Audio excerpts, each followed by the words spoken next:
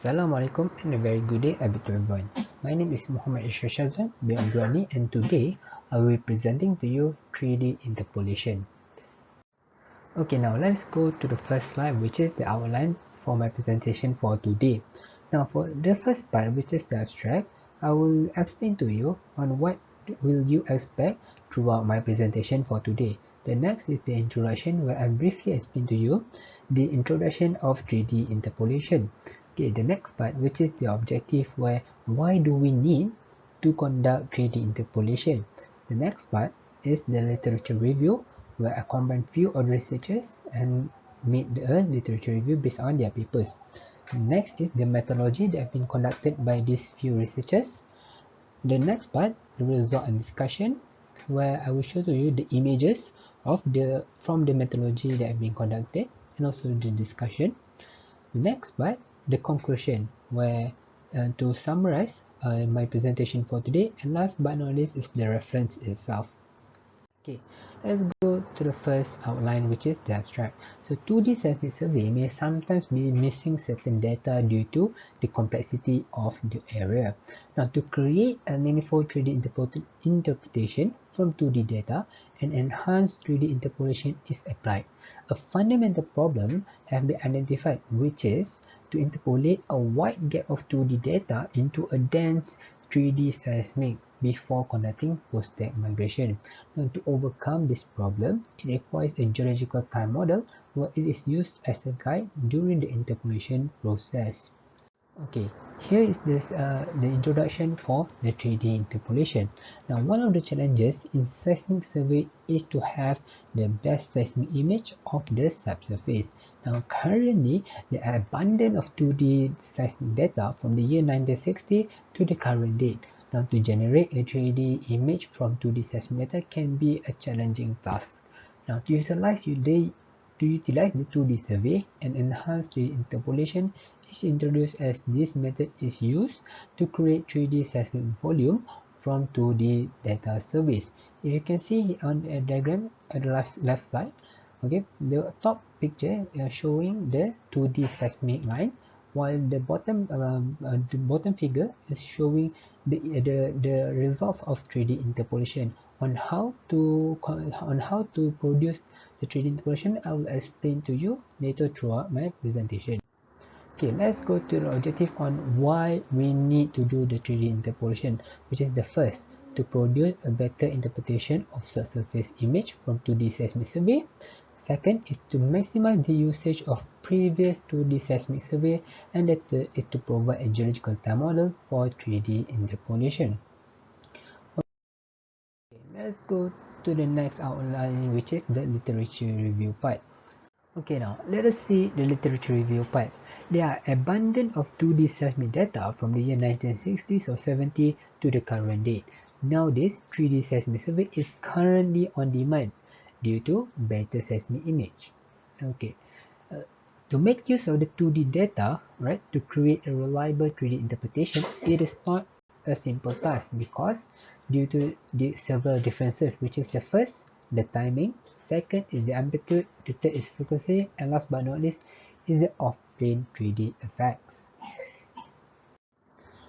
Okay, now to overcome this problem, an enhanced methodology has been implemented, which is the 3D interpolation, where it uses 2D seismic line to build a 3D seismic migration volume.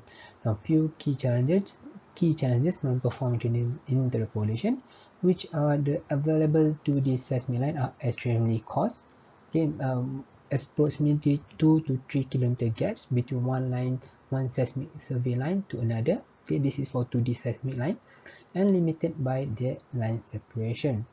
Now, this is just a general idea of what 3D interpolation is, where we use 2D seismic survey and it stacks it one on one another.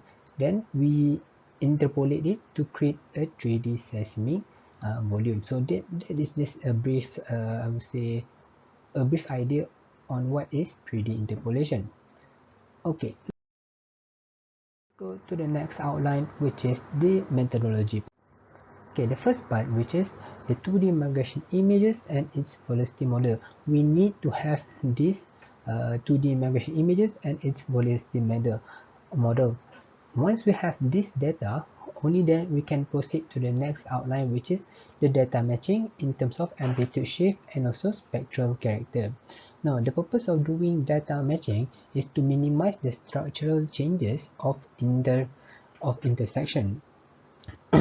Data from different vintage must be I would say matched as closely as possible.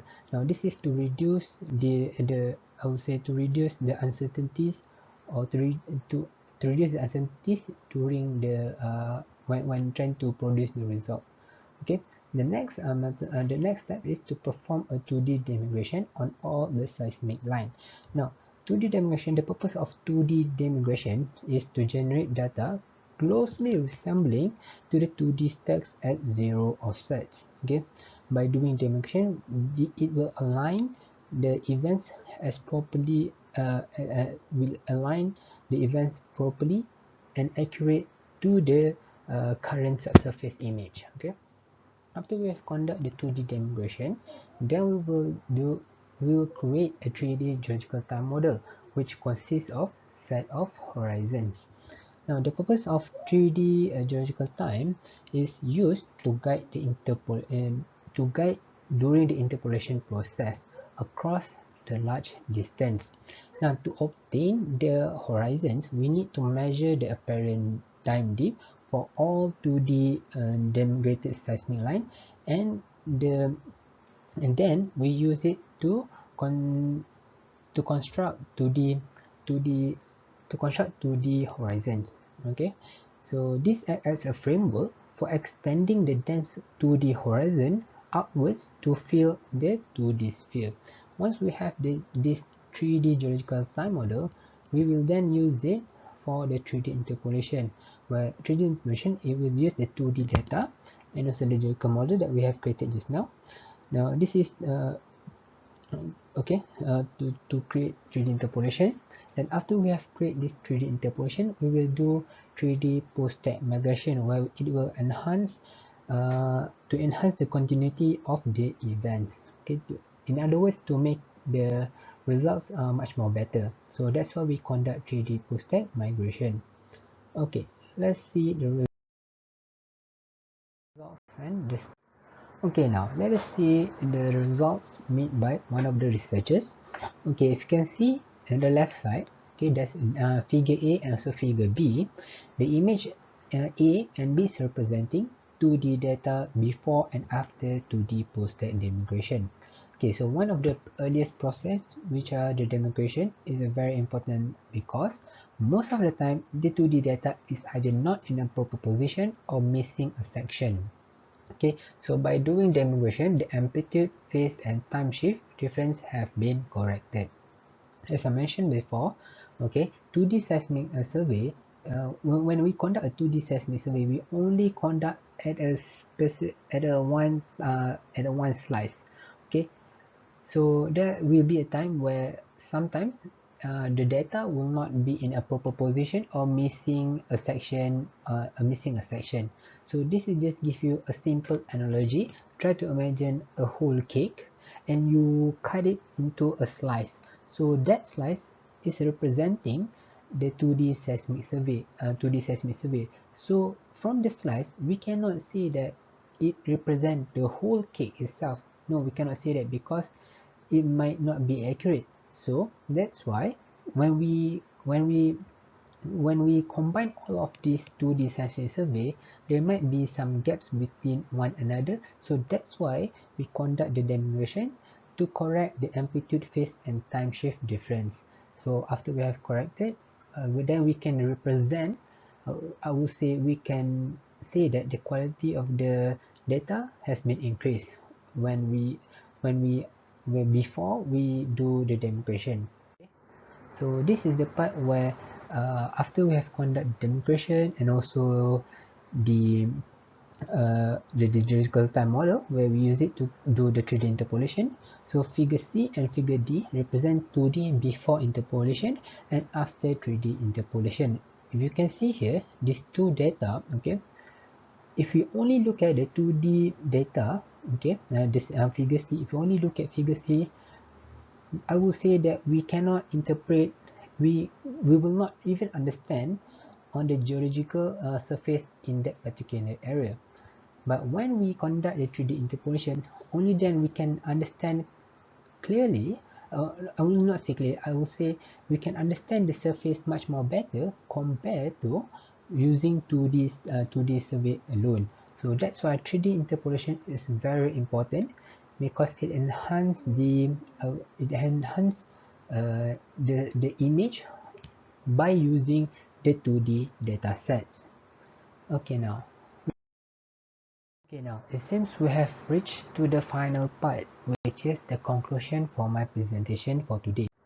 Okay, so by using 3D interpolation methodology, a 3D seismic migration volume is created from the 2D seismic survey. To have an accurate geologic time map is crucial because it acts as a guide during the interpolation process.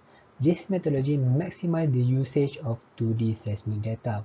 So for my presentation for today, I have tell you, okay, why do we need to conduct 3D interpolation, and how to conduct 3D interpolation is by using the 2D datasets.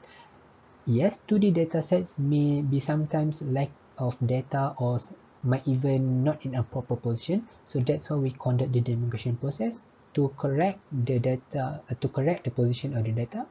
Then we will use the 3D geologic time map with the 2D data to create the 3D interpolation, and lastly to have the final product, which is the 3D seismic survey of that particular area. So I hope you get the idea of what 3D interpolation is. Okay, so this is the reference that I use for my presentation for today. I hope everyone stays safe. With that, Assalamualaikum and thank you very much.